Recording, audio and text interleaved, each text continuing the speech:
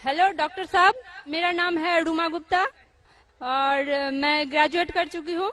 मेरा सवाल है कि अगर एक मुस्लिम लड़का और एक हिंदू लड़की शादी करे और अगर ऐसा हो कि वो मुस्लिम लड़का हिंदू लड़की के घर में नमाज पढ़े और वो हिंदू लड़की उसके घर में जाकर पूजा भी करे, तो ये क्या जायज है या नाजायज है?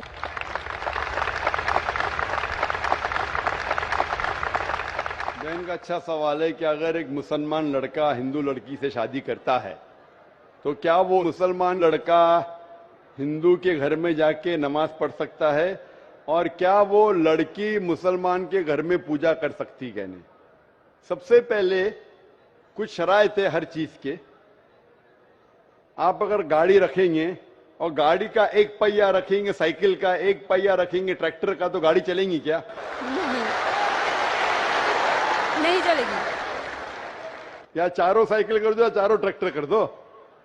इसीलिए कुरान की आयत है सूरह बकरा की सूरा नंबर 2 आयत नंबर 221 में अल्लाह ताला फरमाते हैं कि आप मुशरिका से शादी नहीं कर सकते जब तक वो ईमान न लाए।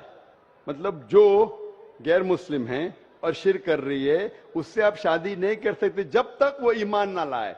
और एक ईमान लाने वाली औरत चाहे कितनी भी बदसूरत हो वो एक मुशरिका से बेहतर है। और आगे आयत कहती है कि लड़कियां मुशरिक लड़के से शादी नहीं कर सकती जब तक वो ईमान ना लाए। एक मोमिन आदमी चाहे कितना भी बदसूरत हो वो बेहतर है बनिस्बत जो शिर्क करता है। इसकी वजह यह है कि इस्लाम में लिखा है कि अगर आप खुदा के अलावा किसी को और पूछते हैं, किसी और की इबादत करते हैं, ये सबसे बड़ा गुनाह है। और अल्लाह ताला फरमाते हैं सूरह निसा में सूरा नंबर 4 आयत नंबर 48 में और सूरा निसा सूरा नंबर 4 आयत नंबर 116 में कि अल्लाह सुब्हाना व तआला अगर चाहे तो कोई भी गुनाह को माफ कर सकता है लेकिन शिर्क को कभी नहीं माफ करेगा। अगर एक इंसान मुशरिक जैसा मर गया तो अल्लाह ताला कभी भी उसे माफ नहीं कर सकता, क्योंकि मुशरिक वो शख्स है जो शिर्क करता है। और ये सबसे बड़ा गुनाह है क्योंकि हमारा खालिक, हमारा मालिक, हमारा ईश्वर, हमारा खुदा, हमारा भगवान, अगर हम उसको गाली देंगे, ये सबसे बड़ा गुनाह है। जिसने हमें जिंदगी दी, जिसने ये सारी चीजें हमें दी दुनिया में, अगर हम उसको गाली देंगे, उसके अलावा किसी और की इबादत करेंगे, ये शिर्क हुआ। तो इसीलिए इस्लाम में इजाजत नहीं है कि एक मुस्लिम लड़का या लड़की कोई मुशरिक लड़का या लड़की से शादी करे, ये इजाजत नहीं है। जहां तक के सवाल है क्या एक आम मुसलमान हिंदू घर में नमाज पढ़ सकता है? अगर उसके सामने कोई मूर्ति नहीं है तो वो नमाज कहां भी पढ़ सकता है अगर जगह साफ है। हमारे रसूल मोहम्मद सल्लल्लाहु अलैहि वसल्लम फरमाते कि सारी दुनिया, सारी धरती मोमिन के लिए मस्जिद है। यानी सारी दुनिया आप कहां भी नमाज पढ़ सकते, देखना चाहिए कि साफ है, आप नमाज पढ़ सकते। तो ये आप जाके अगर हिंदू का घर में जाते हैं और वह साफ है, कोई मूर्ति आगे नहीं है, तो नमाज पढ़ने में कोई हर्ज नहीं है। जरूरी नहीं है कि आपको शादी करना चाहिए फिर आप नमाज पढ़ सकते, शादी करने की जरूरत नहीं है।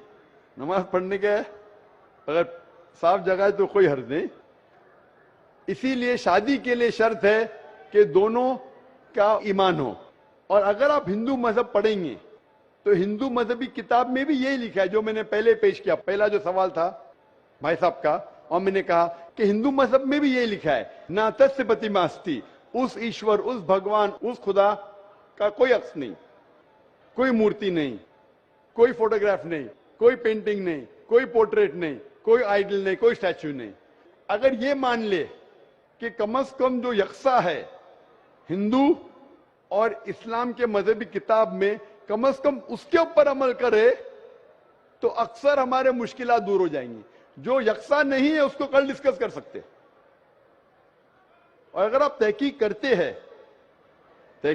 हिंदू मजहब की किताब पढ़ते और इस्लाम मजहब की किताब पढ़ते, दोनों में लिखा है खुदा एक है, दोनों में लिखा है खुदा का कोई अक्स नहीं है, दोनों में लिखा है कि खुदा का कोई बुत नहीं है, दोनों में लिखा है कि खुदा के अलावा किसी और की इबादत नहीं करना चाहिए, दोनों में लिखा है कि आखिरी पैगंबर मोहम्मद सल्लल्लाहु अलैहि वसल्लम में دونوں میں لکھا ہے کہ شراب نہیں پینا چاہیے. میں حوالے دے سکتا ہوں اور میں تقریر ایک دیا ہوں, similarities between Islam and Hinduism.